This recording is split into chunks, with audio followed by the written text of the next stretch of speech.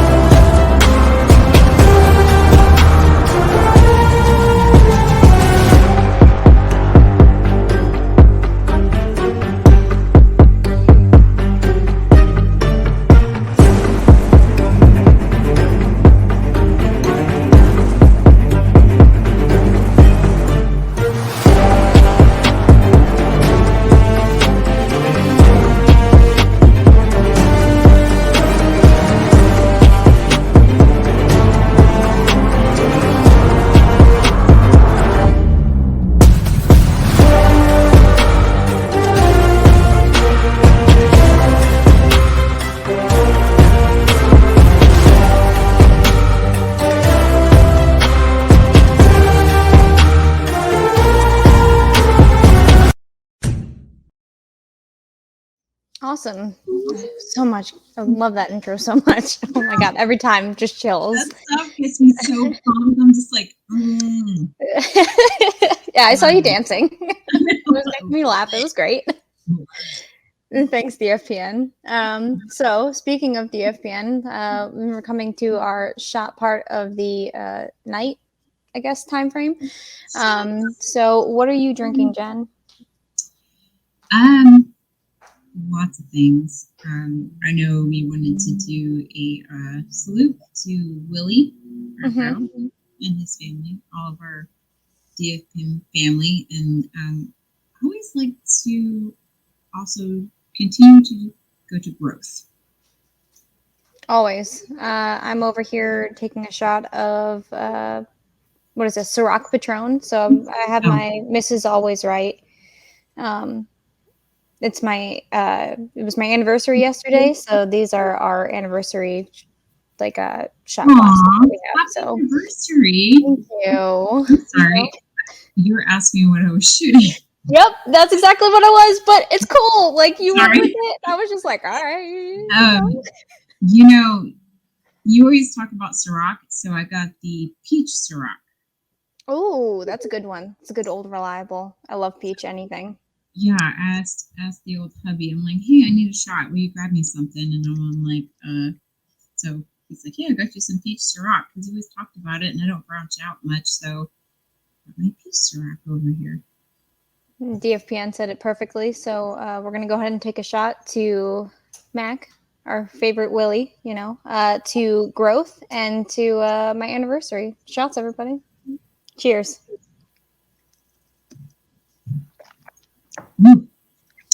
Salud. Salud. Salud. All right. So, there's going to be a lot of information, as always. I feel like we need to warn people.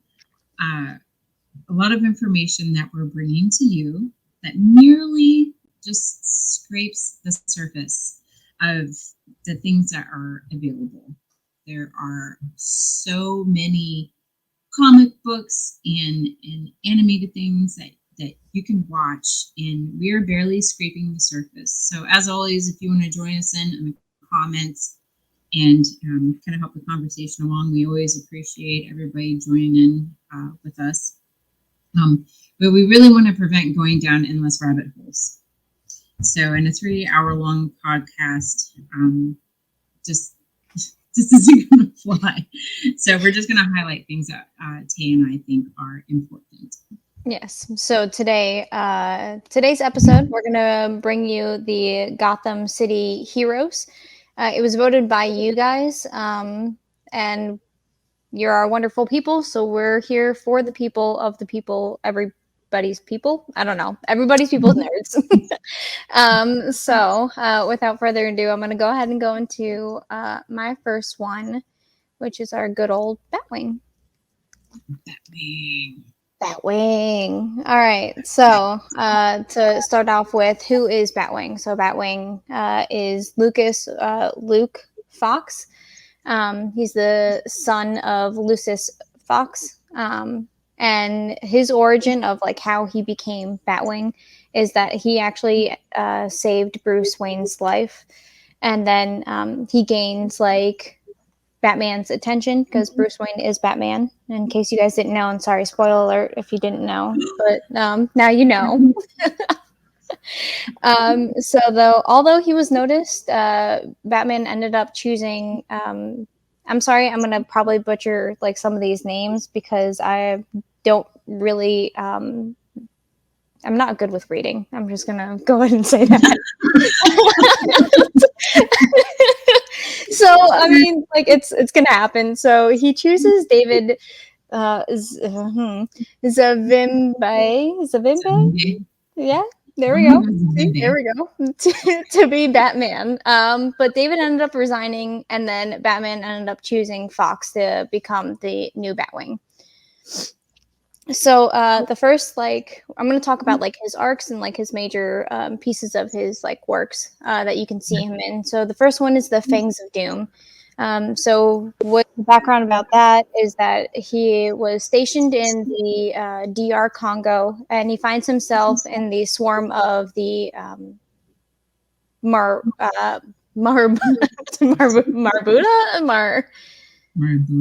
Marabuda, there we go. Soldiers, and who they are they're a high-tech army of ant themed like mercenaries, like literally, and they like Ant-Man, like little antennas. That's awesome. Sorry, go ahead. No, it's okay.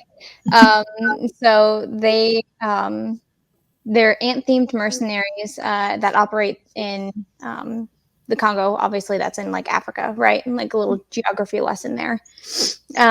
So Luke was there to gather intel about their leader and report back. So the leader was Lady Marabuda. And she told Luke that there were mercenaries that had like these high tech weapons that were there for like illegal mining and selling like diamonds. So what does he do? He doesn't just like get intel and like dip out like Batman wants him to. He ends up actually like venturing into the mine, and then he has to confront a Lion Mane, who is like another villain. That's part of that. And Lion Mane like hopes that he has like 3 wives, so he hopes that his 3 wives can fight off of Luke, but they don't. So there's an epic battle that ensues, and then this almost costs Luke his life. So then Luke returns to Gotham, and he visits his family for dinner. So Lucius Fox, right? He's there with his dad, and Lucius like finds out that Luke didn't take the job offer from Wayne Enterprise because he went to Africa. And Lucius at this point doesn't actually know that he is BatWing, right? So Lucius doesn't know? Correct. Okay, so Lucius doesn't know his own son. So Father Fox does not know that Baby Fox. Batman's being all shady, like hired his son and like don't tell him. Yeah, and it's hilarious because of like Lucius Fox like knows shit, right? Like, so why keep this a secret? I don't really know. Maybe to like protect his identity, but for whatever reason, he didn't tell him. So Bruce Wayne did tell Father Fox. So their discussion is actually interrupted by Margarita attack. So like all those like little ant-themed mercenaries come and attack in the middle of them having dinner, and this giant argument about like, why didn't you accept this job? Luke thinks it's because the mercenaries found out about him, like his identity. But then it turns out that they're not. Luke is like a badass, and he kicks their butts, like without his suit, because he doesn't have a suit. His dad doesn't know who he is, so he can't have a suit, right? Father Fox, yes. I'm just gonna call him Baby Fox and Father Fox right now. It's what it is. Luke and Lucius. Yeah. So Luke kicks like all of their asses, right? Without his suit, and he survived being shot multiple times. I'm like, I don't even know if I could survive getting shot once, but multiple times? All right, good for you. So his father was kidnapped, and Luke then contacts Batman and was instructed to not get involved and allow Batman to handle it. So, Luke is like, all right, cool, man. Like, I'll go and do my thing. So then he returns to his parents' house, and he found his mother and his sisters there. And he leaves them to go like investigate the house. But then they leave to go to like a dinner party or something. And he was like, he found some. So Luke finds tactical gear made for Batman by his father. And then he realizes why the mercenaries were there. It was because of his father, Father Fox, rather than him. So then he ended up grabbing his suit and meeting up with Batman. And now the house is like completely like left alone. Nobody's there. So Batman and BatWing track down the mercenaries, and they find Lucius because Lucius has like a tracker in him, because all employees of the like top tier Batman Enterprises, the Wayne Enterprises, sorry. Hey McCoy. So all of the top tier employees all have a tracer in them, just in case they did get like kidnapped or anything, that way that they could find them. So then the bats infiltrate the hideout and begin to have this like another fight, right? Batman ends up like fighting like all of these soldiers, and Batwing leaves. So Baby Fox, Luke Fox, he leaves. So he leaves to go find his father. He ends up finding him, and his father is like bound to this chair. Okay. And there's like an ant like meta being like draining his mind. Yeah. Literally there were like pictures of it, and I was like, this is disgusting. But okay. And it's via like an enormous ant larva that was like attached to the technical wiring. Then like Luke acted like super quickly. He was like, oh my god, what the hell? Grabbed a batarang and then like threw that shit. And he wasn't aware if it was gonna kill his father or not. But it ended up not doing that, and the ant was paralyzed, and it was quickly defeated because of Luke's fast thinking. Starship Troopers is a whole nother thing. We can, you know what? Maybe we'll talk about that on USDN with our franchises that we have coming up. We'll see. Yeah. It's a smart bug thing. Yeah. Oh, sorry. Man. There's 3 of them, right? I like super focused on that when you said that. I was like, oh. Yeah, that's literally while I was like reading, and I was like, oh, this is like super gross. So now we fast forward to Luke gets his father out, and he's getting his father the medical attention that he needs, and then returns to his parents' home to find out that there are cops there, and his mother is standing there, like trying to say that like their parents' home got raided. Like his parents' home got raided while he was gone because he wasn't there because he was trying to save his father's life. But his mom's like, "You're going out and doing hood rat shit. Why? Like you just left the house unaccounted for, and now it has been raided, and we don't have our valuables." And he's like, "But you have your father. You have my father, right? Like, but yeah." So after realizing that he couldn't defuse the situation, he ends up leaving. He went on a date with his girlfriend, Xenia. And then he didn't tell her that he was going to Africa for several months. So, you know, that obviously goes well when you don't tell your girlfriend that you're leaving for several months. So then she only agrees to go on this date with him to officially end their relationship. So then she leaves, and Luke is having one of those like sad boy in the rain trying to look back, like montages that you see in like every movie. Sad music's playing. Yeah, exactly. Yeah, little, you know, violin or whatever. So anyway, yes, the little violin, the world's smallest violin. Sorry. Anyway, so she leaves, and yes, sad baby fox. And Luke ends up suiting up because he sees a person fleeing like an exploding building. So he's like, oh, I gotta go like over there and go check that out. So he goes over there and checks it out. And when he arrives on station, he runs into Lady Vic. And Lady Vic wants to go into a battle with Batman, but she ends up meeting BatWing and is like, I guess this will do. She's not really impressed. But she then matches him in combat and defeats him using an electronic distributor that shuts down his entire suit. Yeah, on station.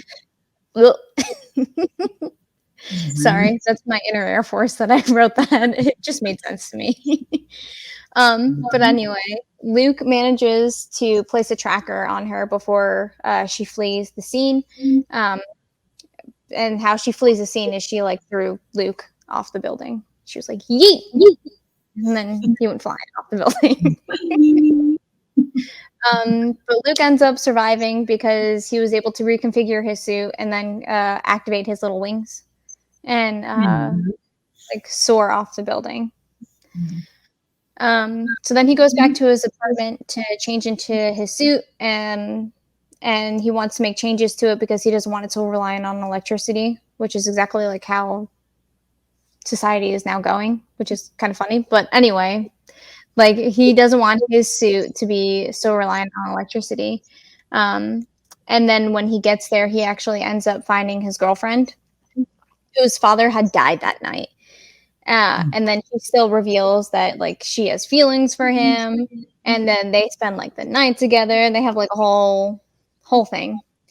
But then the last thing that happens, BatWing contacts Batman the next day about the tracker for Lady Vic, and then he tracks Vic down and finds out that she allowed him to actually plant that tracker on her. Their altercation was brief, and Luke admits that she is the better fighter and didn't actually want to fight her, and that's the end of it. Like that's the end of his like background story for now, like for his comic stuff. So for his powers, he doesn't have any, but his abilities, he has high intellect, which is very similar to his father. He is a skilled engineer, which is why I wanted to go into Wayne Enterprises. with the engineering skills that he has. He's very skilled in combat, hence the not having a suit and being able to kick like multiple asses. He's an accomplished martial arts fighter. He has gadgets, which are like the standard like Batman like gadgets, but a few of them that I wrote down was that he has a grappling gun, daggers, which are used for slicing and shredding opponents, vapor bats, which are mechanical bats that release sleeping gas, and then sprays that have like hallucinogenic gas and pepper spray. So they're like two different sprays that he has. And then he has his bat suit. He has two different vehicles. He has a BatWing tumbler, which is a car. So it has like front mounted guns, missile firing capabilities, thrusters, and gliders for like flight. It's also heavily armored and bulletproof. And then he has his BatWing cycle, which is a motorcycle. It's the front mounted guns, armored body, and custom wheels for on and off road maneuvering. Places that you can like see him in actual like film or series is he is featured in the BatWing Bad Blood, which is an animated series, or correction, I think that might be a movie, and Batwoman, which is the TV series, and that was a live action that he did. Okay. But that's Batwing.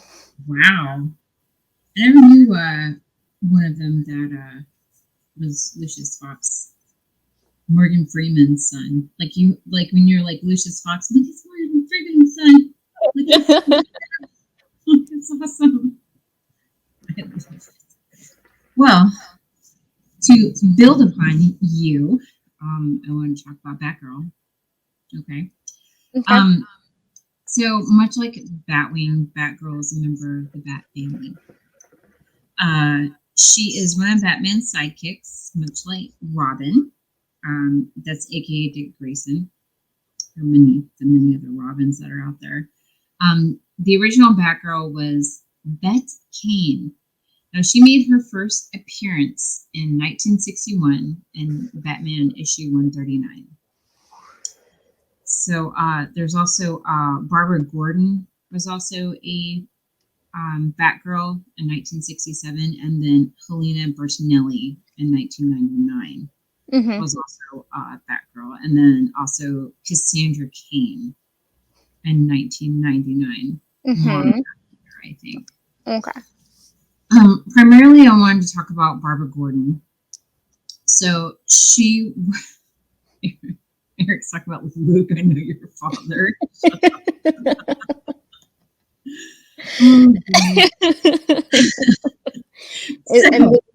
It can be in like Batman's voice, like, I'm Batman, Luke, I know your father. Okay. So, all right. So Barbara Gordon, from 1967 to 1988, she was Batgirl. She was the most popular character to appear during the Silver Age of comic books. What's the Silver Age? Okay. I'm so glad you asked. Okay. What does that mean, Silver Age? I'm like, that makes no sense. So, does it mean like silver hair? Like that's what I thought. Oh, okay. Silver fox. Like my brain went all sorts of different ways on that one.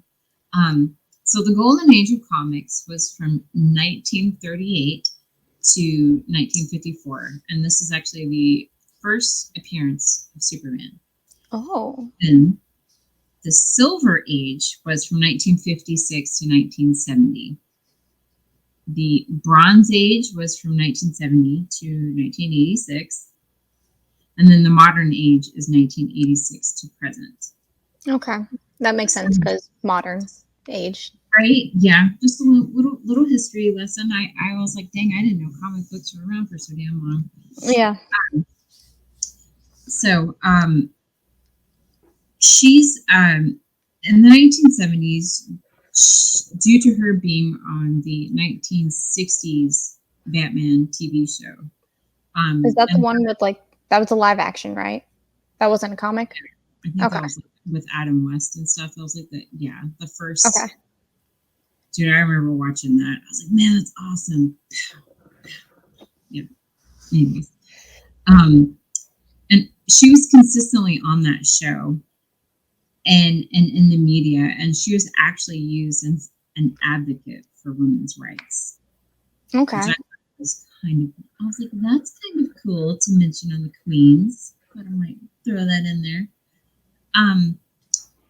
So a little caveat. So Gordon's motivation for crime fighting was entirely altruistic. It was not the same like the characters of like Batman or Robin, who are like these tortured. Okay. She just wanted to help people. Aw, that's sweet. Right? Like, oh, so sweet. So she's very independent of her male superheroes, unlike other female superheroes like Batwoman. And there's another Batgirl. It's really weird. There's Batgirl, and then there's Bat-Girl. Okay. I'm not going to get into that. Okay. That's a rabbit hole for another time. Yeah. Like Eric said, the 70s were crazy. They lived in a refurbished family. And then there's that. But she's totally independent from the other guys. Totally like different like take on a character. Like she's not tortured. She's totally altruistic. Like she just wants to help people.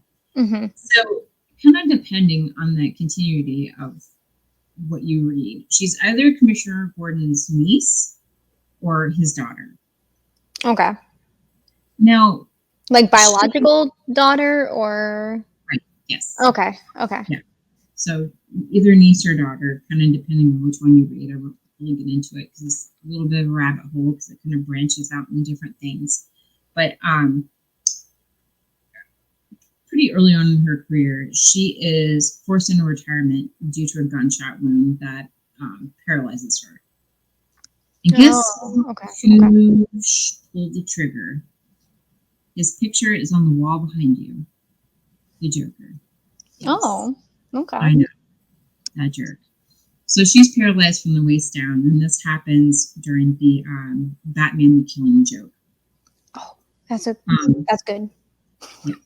So at the time, I was like, dude, so why are you going to paralyze? Yeah, so he shot her.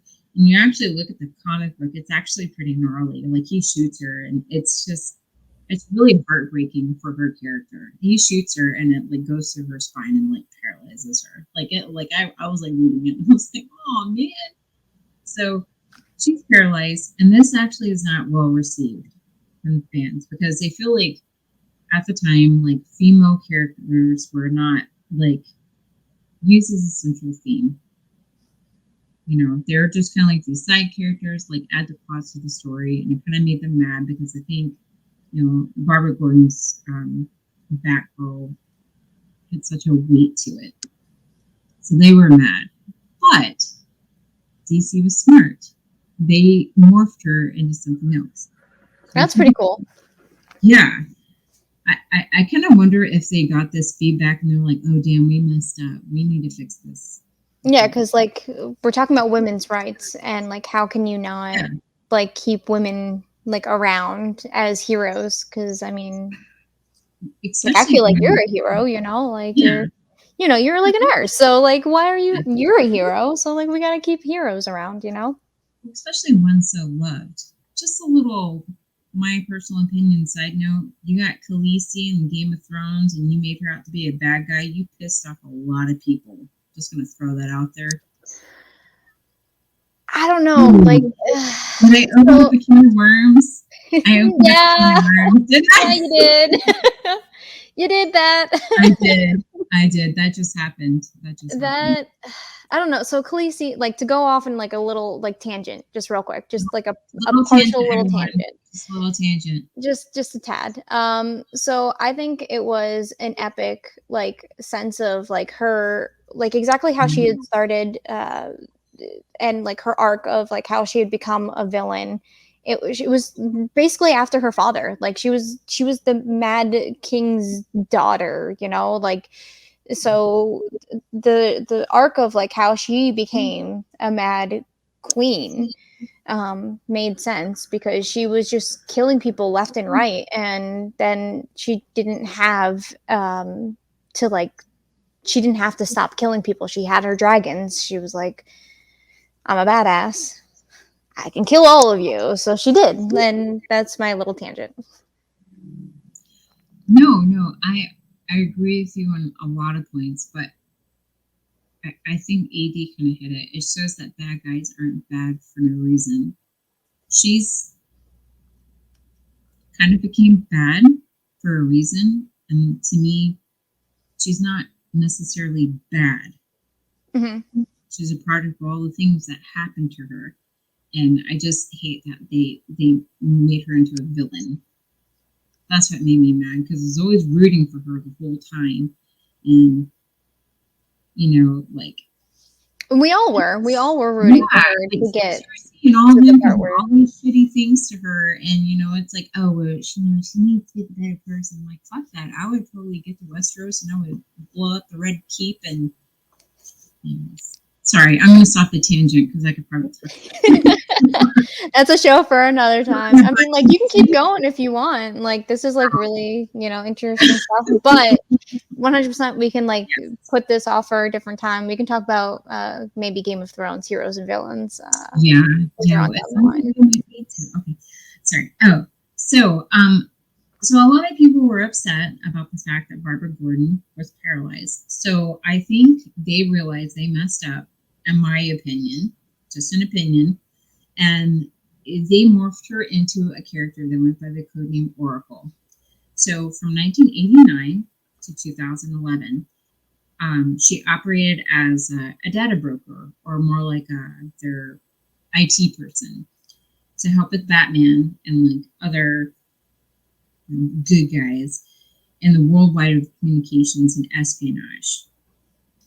And she became, she went under the codename Oracle. Now, during her time as an Oracle, she trained Cassandra Cain, more on that later, and Stephanie Brown, whom she both mentors them. And they take up the Batgirl mantle. It is a while later, I think later in 2011, that she's able to take up the Batgirl mantle again, when she's able to walk again. Okay. So she's not paralyzed again. But she doesn't ever regain the role of Batgirl. No, she does. She does? She does. She takes the mantle back up and she's able to walk again. Oh, okay. Yeah, took some time, but she got back in there. So out of all the Batgirls that I've read, she's often the most adapted version, Barbara Gordon, of Batgirl, in the media, and relating to the whole Batman franchise. She is to me, Barbara Gordon is Batgirl. Okay. She's amazing. Okay. You can have your opinion on that, because there's more coming for another Batgirl now. There's more. So, now we're going to go into some Cassandra Cain, who actually is the fourth Batgirl. As Jen so eloquently put it, she took up the mantle in 1999, and then depending on how you read the comics, especially with the new generation of comics, the New 52 that came out, she's kind of still a Batgirl, and we'll get more into that later. So the different aliases that she has is Black Bat, Black Girl, the one who is all, Cassie, Cass, and the Orphan. Yeah. I wrote a little bit about that, I think, a little bit later. I am anxiously waiting to hear that. Okay. One who is all. So her origin, so a little bit of a background for her, is that her father is David Cain, and he trained Cass to he trained her in isolation, and he kept her away from human speech. So she did not talk. This gifted Cass with being able to read body language, like Ursula. talks about body language. That's where my brain went, dude. To predict their next moves. EJ said that she ran as an orphan and then helped out the Titans. Yeah. So this also, because she didn't use words, this ended up causing her to develop learning disabilities such as dyslexia. So, like she tried to do like what she could do, and we'll get into that a little bit later. So when she was 8, Cain, so her father took Cass on a hit with him to carry out a hit. And then she did exactly as her father instructed and ended up ripping out a man's throat. What? Yeah. Blood.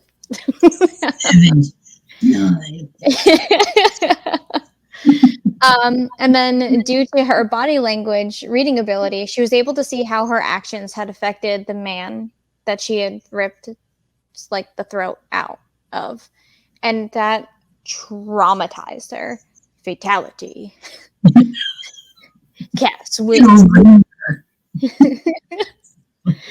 A little bit of Mortal Kombat for you, So her father came to congratulate her, and Cass was like, "Nah, dude, I'm done." Like, and runs away.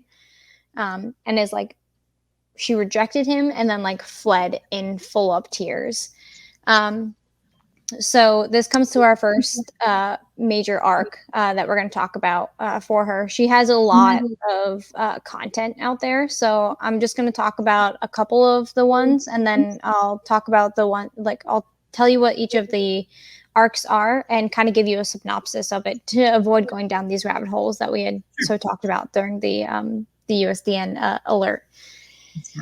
Yeah, it is super hard.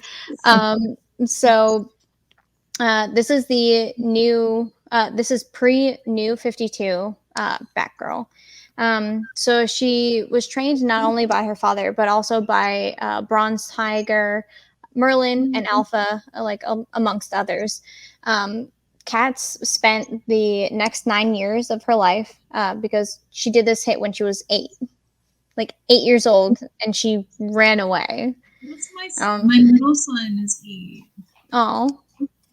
I get that. Sorry. No, it's okay. My stepson's actually 8 too, so I can't like imagine. Yeah. But yeah. So Cass spent the next 9 years homeless and beating herself up of like what had transpired at the ripe age of 8. Like, can you imagine trying to kill somebody at 8 years old? Like, because I can't. But anyway, while she was beating herself up, she also traveled the world. And this is how she ended up coming entering.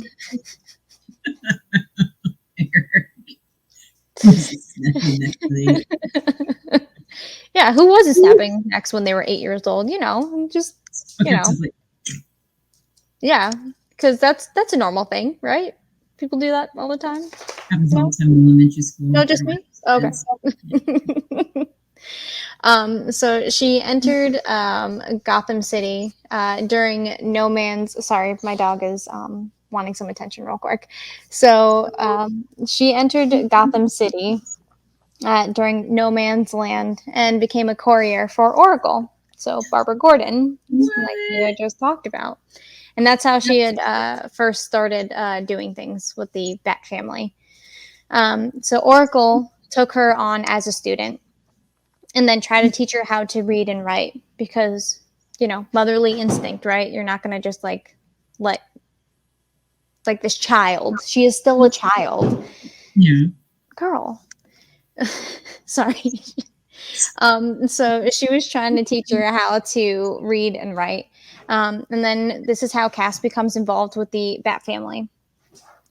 And then after seeing the handiwork of her father and realizing that he was planning on actually killing Commissioner Gordon, she confronted him and ended up saving the commissioner. She was given the Batgirl costume with the blessings of Batman and Oracle. Fun fact. Aww. Yeah. That's awesome. They were like, you know what? You deserve to be a Batgirl. So she got a costume. Cass works with Oracle as Batgirl, and they were quite a team.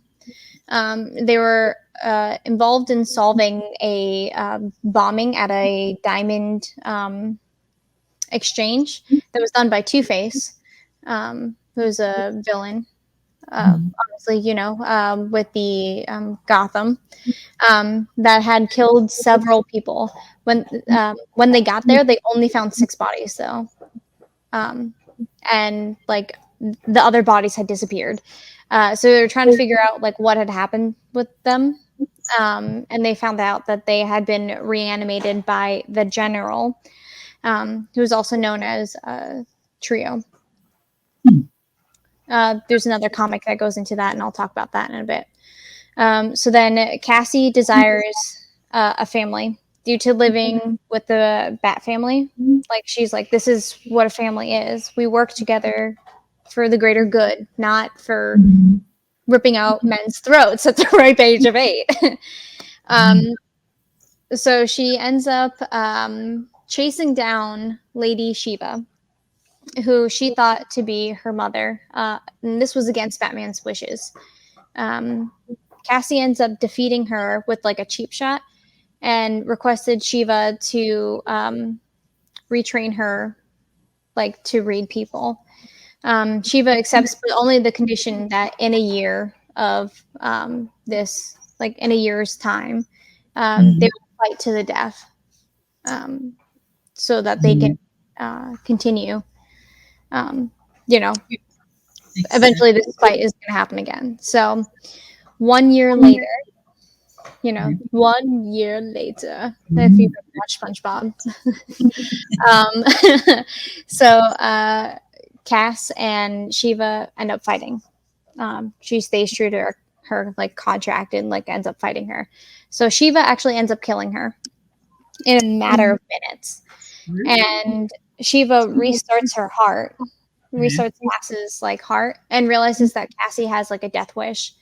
And they like discuss that, and then once they come to like a mutual stand of like, cool, you have a death wish, but that's no way to live, the two fight again, and Cassie wins. So Shiva ends up revealing that she's part of the League of Assassins, and recruits call herself one who is all. And one who is all. So Cassie is still trying to find out the answer to her question if Shiva is actually her mother. The duel that the two of them were having with this fight gets interrupted by Mr. Freeze.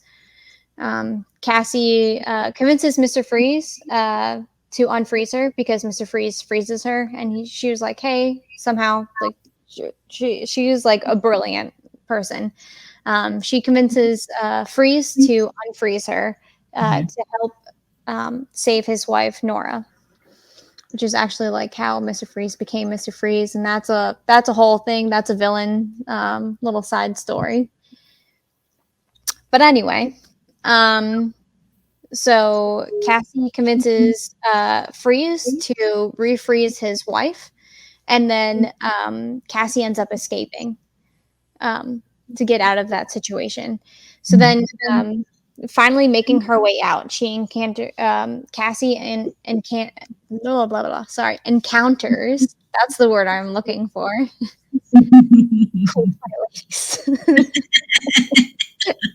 Get your man. You doing over there? So Cassie, who is Cassandra Cain, right? She convinces Freeze to refreeze his wife. She escapes. She encounters Lady Shiva again with her followers. Half of her followers end up joining Cassie. and then the other half are with Lady Shiva. And there's a giant fight that breaks out. Cassie is attacked by Mad Dog, who is her brother, and is killed. Shiva takes Cassie's body and walks away. Then Shiva ends up throwing her into this Lazarus pit. No, not the Lazarus pit. The Lazarus pit. No, not the Lazarus pit. She fell in the pit. Sorry, if you've ever seen Parks and Rec.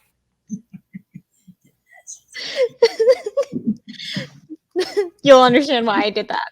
Anyway, so Shiva threw Cassie into this Lazarus pit and then waited for her to get reborn. There's more fighting that ensues.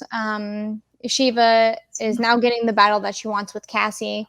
And then she tells Cassie that she is actually her mother.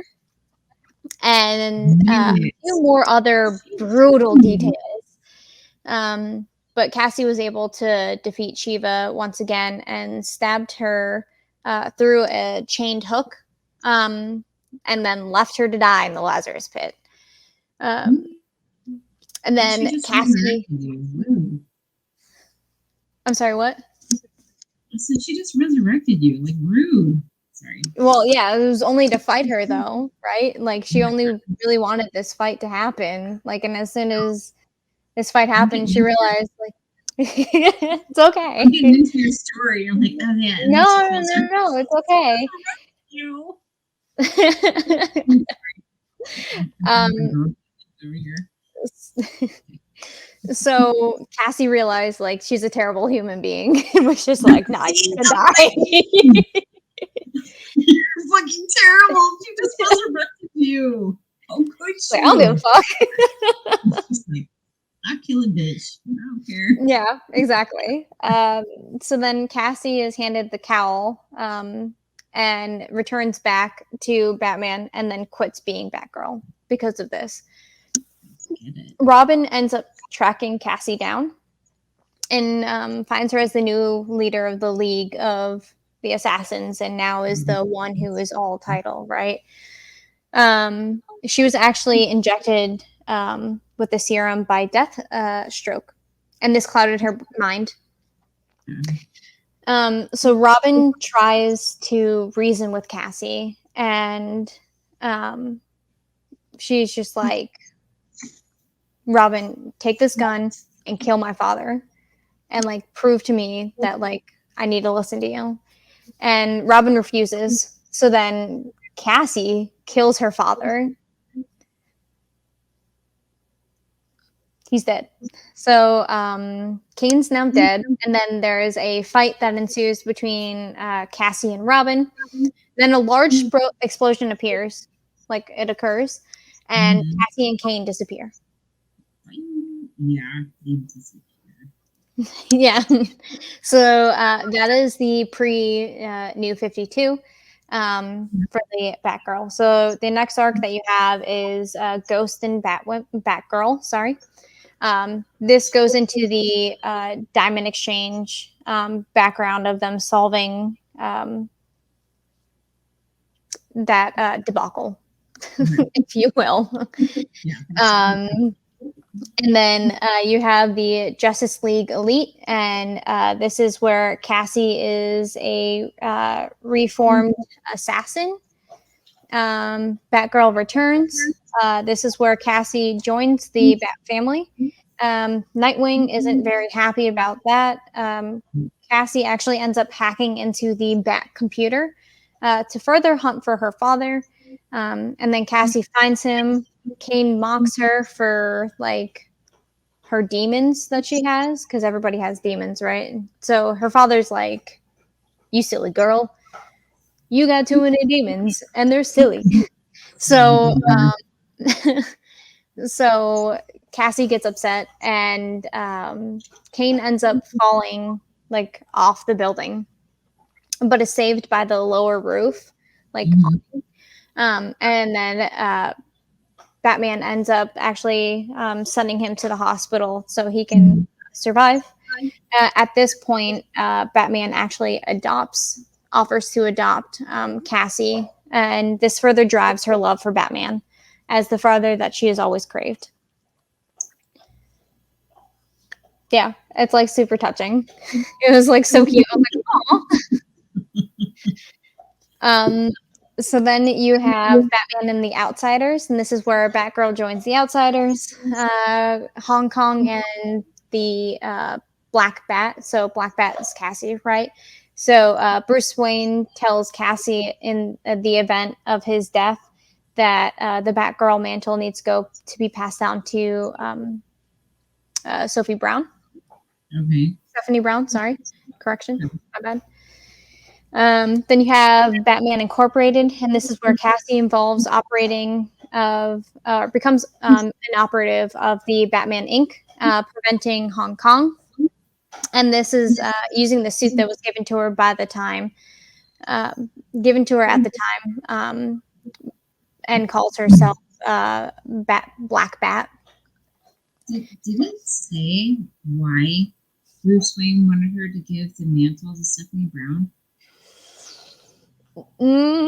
I did not research that. That was a rabbit hole that I was like, I just kind of glossed over. Like a growth thing, like, okay, you need to be something more, and then give your stuff to someone else. I noticed that with a lot of comics. It's like you give your mantle to someone else, and then you kind of grow into something different and something more magnificent.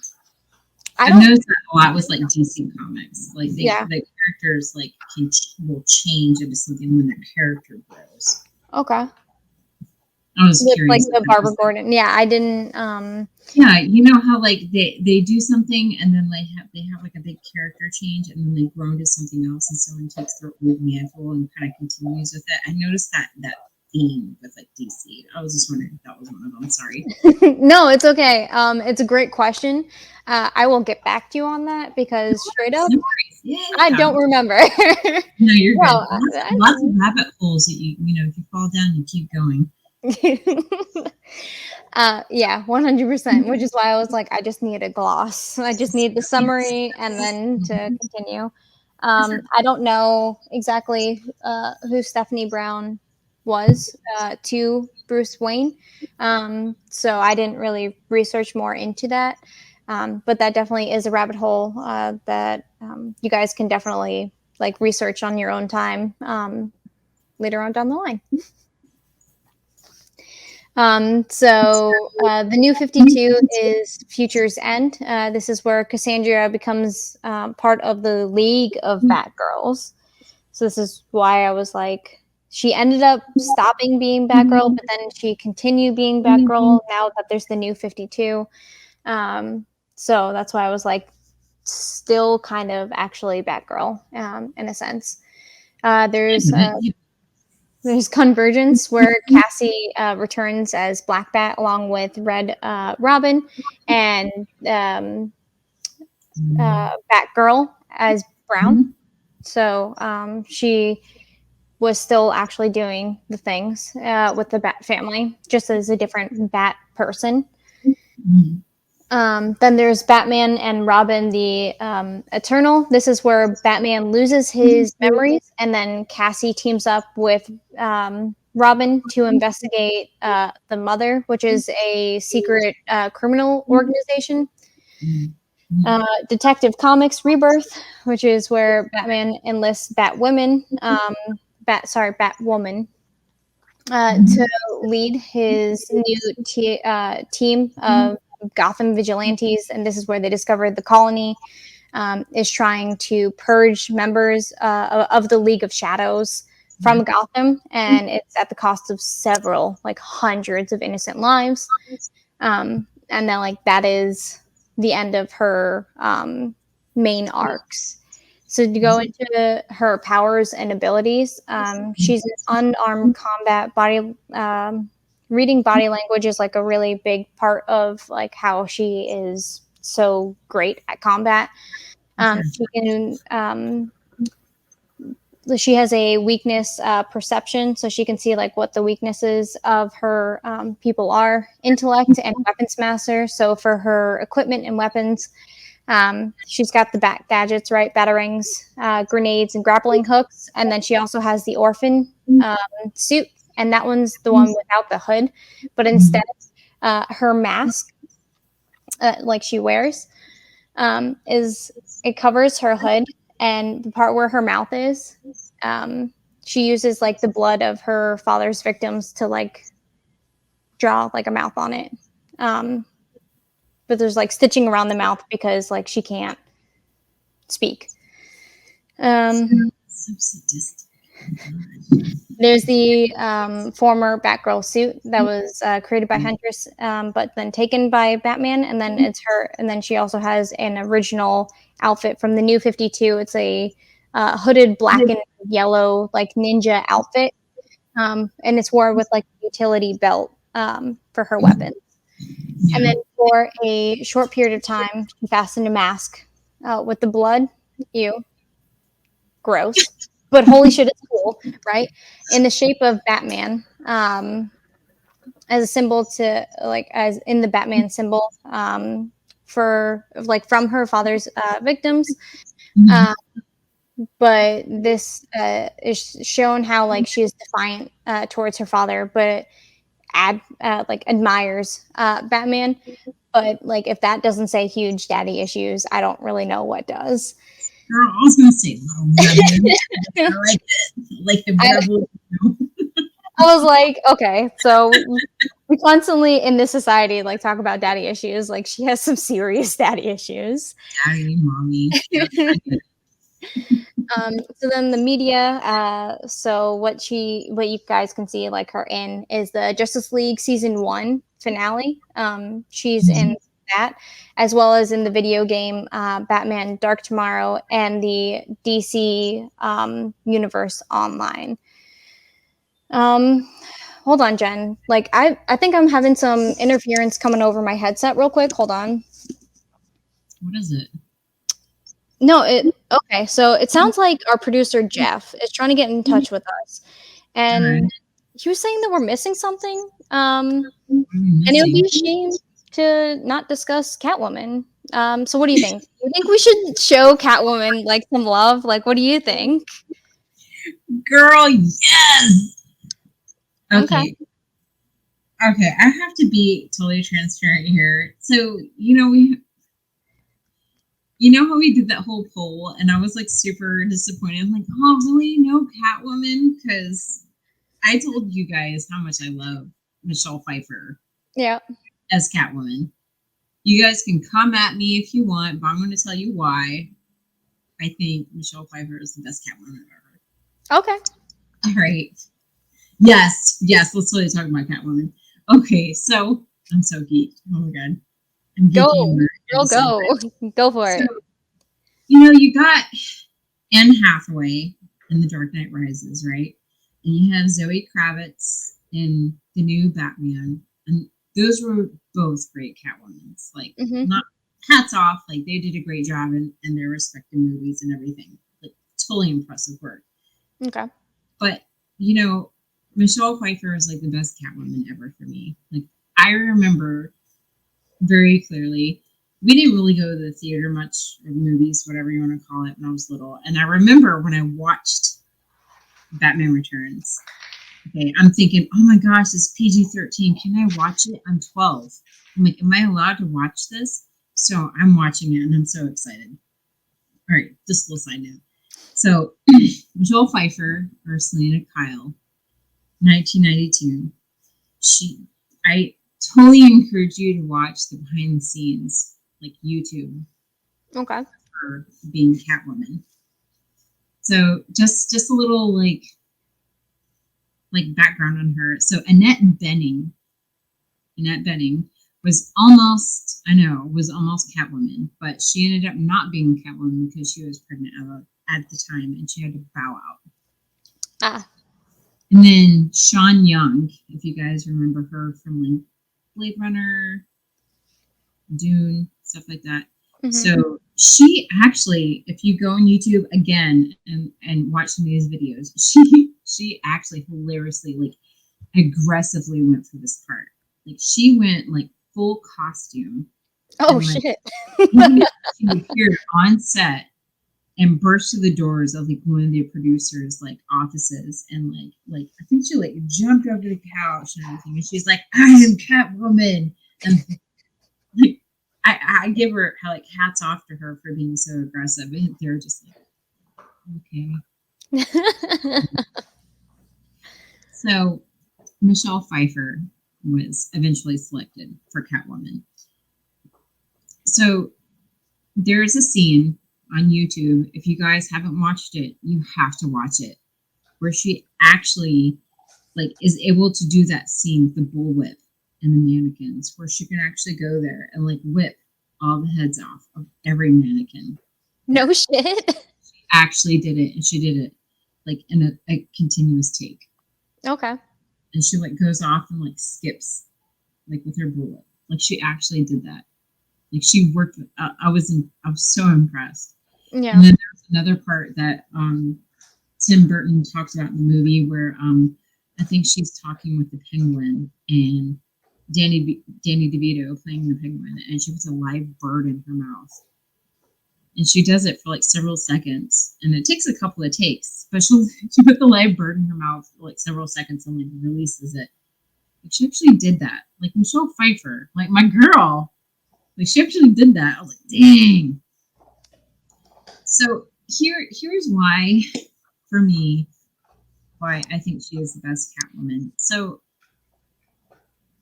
I know there's a lot of comic book characters that are a lot different from like their alter egos versus their like super egos, however you want to put it. Michelle Pfeiffer was able to like master the performance of Selena Kyle and then Catwoman. Like I kind of feel like the other ones like didn't really capture that Selena Kyle, not fully. Okay. And I feel like those characters didn't really have as much depth to them. Mm-hmm. And it just I feel like if to actually like understand like a whole character, you need to master both their egos. Okay. I mean, it's possible. You see many characters who have multiple egos, and she did that. And I mean, honestly, like to this day, like if anybody mentions Catwoman, that's the one that I think of. I think of Michelle Pfeiffer. Like she's Catwoman to me. Okay. Anyway, sorry. So I'm gonna go into the Catwoman that I know then, if that's okay. Absolutely. So I mean, like I definitely have seen all of the Catwomen. I've also seen like the Halle Berry one that we don't really talk about. But the one that I want to gush a little bit about is the one that's in the Gotham TV series. If none of you have seen it, I highly recommend. The Gotham TV series is amazing. I loved it. I was upset when it like was done, but Jada Pinkett Smith is like one of the people that's in there, and she plays Fish Mooney. But anyway, Selena Kyle, that was in Gotham, was played by Cameron. I'm going to butcher her last name, and I'm so sorry in advance. It's Bykondova for the younger years, and then later on down the line, Lily Simmons is the one that plays her when she's older. So Cameron actually strongly resembles a young Michelle Pfeiffer, who portrayed Catwoman in 1992 in the Batman Returns. So I thought that was pretty cool. These are just like some of IMDb's like little fun facts that I found out about her, and like a little bit of researching on my own as well. So Cameron actually used to do some dancing. See, Kater knows what's up. She knows she likes Gotham's Catwoman as well. Cool. So Cameron did some of her dancing in the like moves in Gotham. She actually started dancing like at the age of 6 when she was growing up. Cameron's also the youngest female actor to play Selena Kyle. And if that's not impressive enough, she also played Catwoman longer than any other performer for 5 years. Yeah. I'm telling you, you have to watch it. Like, if you haven't seen it yet, you have to watch it. Okay. And then in the episode, there's an episode in Gotham where Selina is pushed out of the window in a similar way that Michelle Pfeiffer's character is actually pushed out of the window in Batman Returns by Max. And that was an homage, many believe, to her. It was also her, Cameron's idea to have a older actress play Catwoman later on down the line. I think it was like in season 4, maybe even the season finale, due to the way that the show had been headed. They needed a more mature female actor, so it was actually her idea, and with her blessing, they pushed to Lily Simmons. But I just want to talk a little bit about Gotham. Because that's one that holds near and dear to my heart. I love that. No, I've never watched Gotham, but we have to. I suggest it.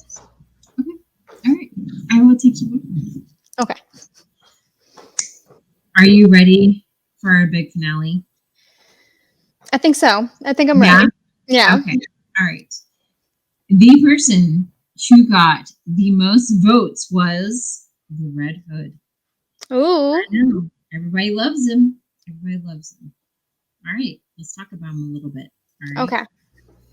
All right. So the Red Hood was actually an alias that was used by multiple characters in the DC Comics. So the identity was first used in 1951 by Detective Comics, issue 168 for the Uber nerds out there.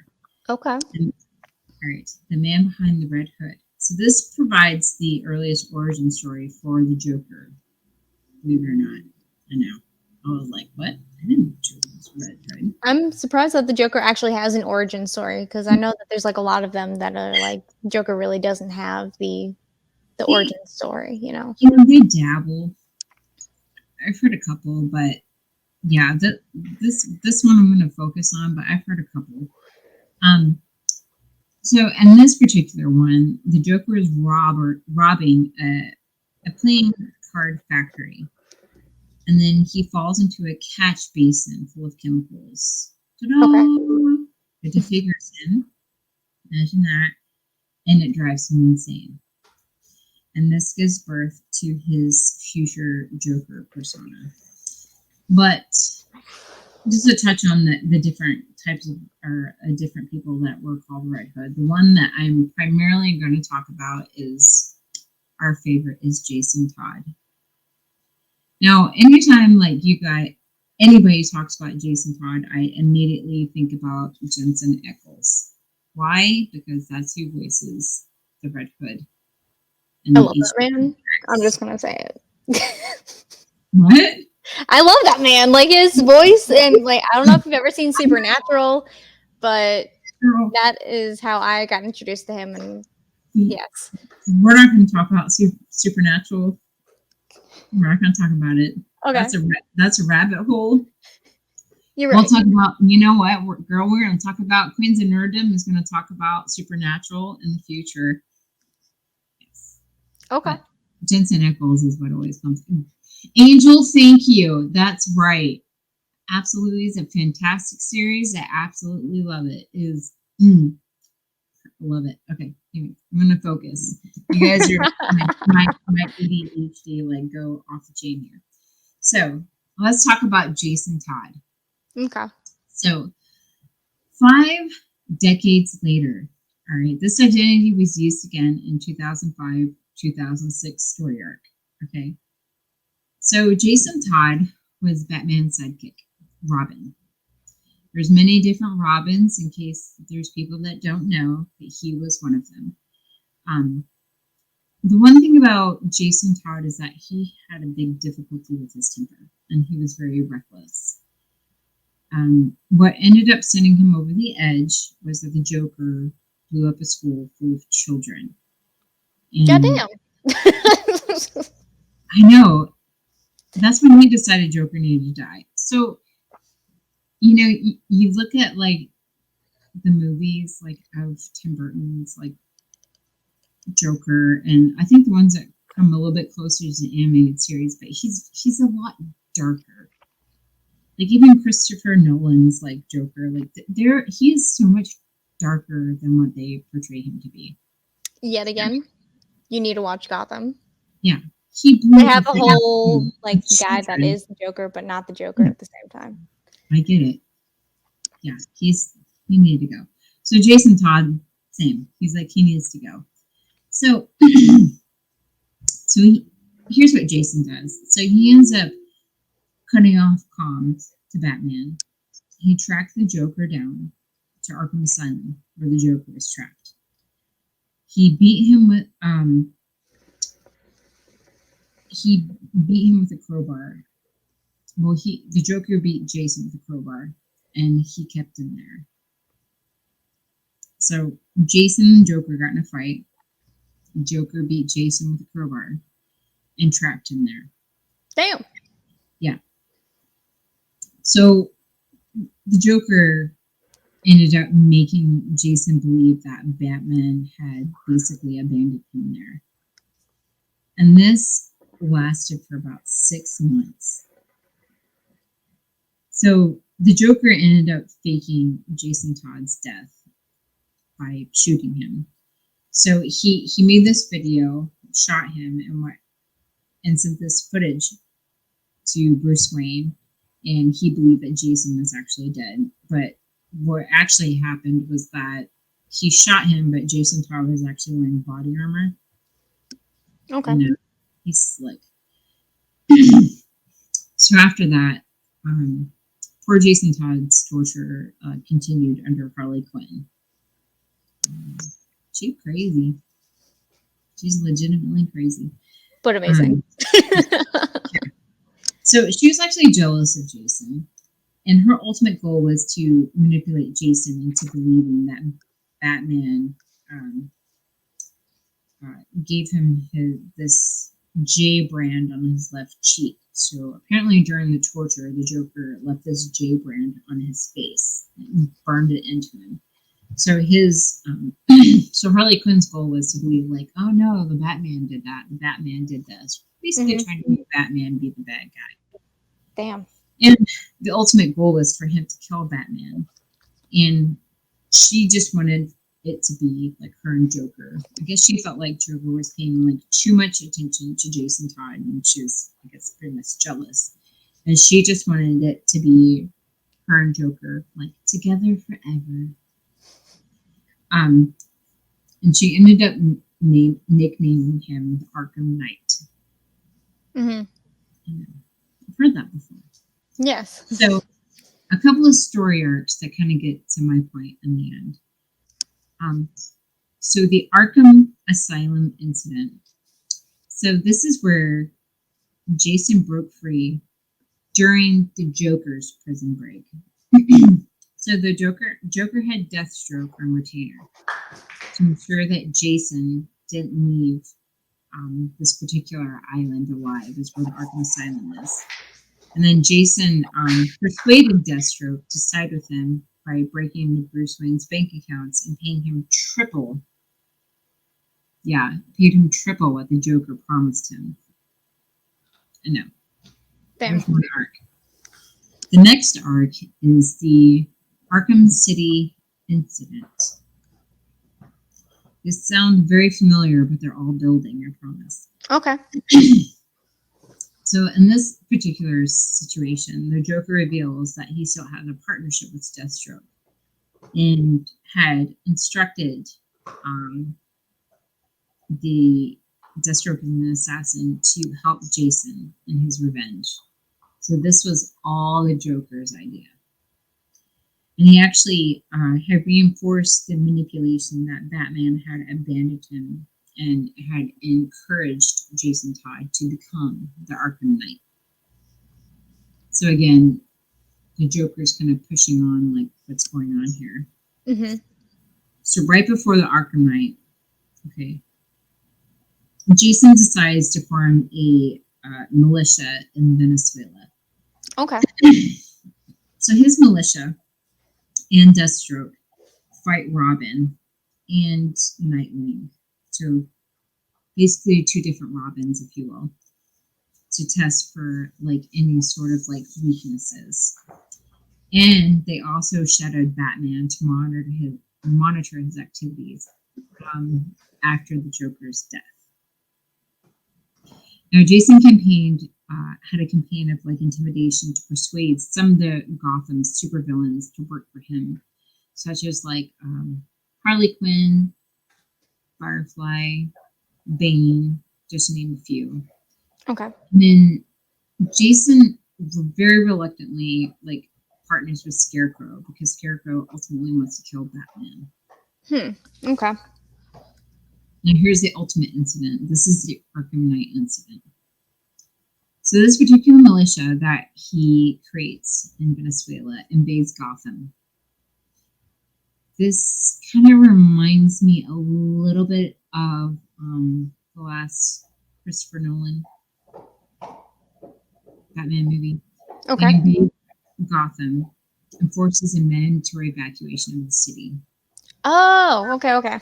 Batman battles all of his old foes and new ones in a single night. Yo.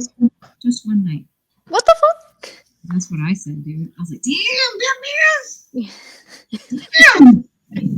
In one night, like In one fucking night. everybody? That is insane. Battles, man. He's like Santa Claus.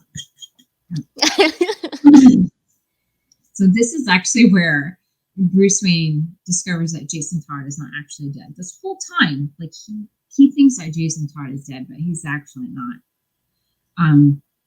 He actually Batman convinces Jason Todd to help him like take down the Scarecrow. So a lot of this stuff, it's weird. There's pieces of it that I see in movies. And then there's also things that I see. If you guys have never watched it, or if you have HBO Max, you definitely have to watch Batman Under the Red Hood.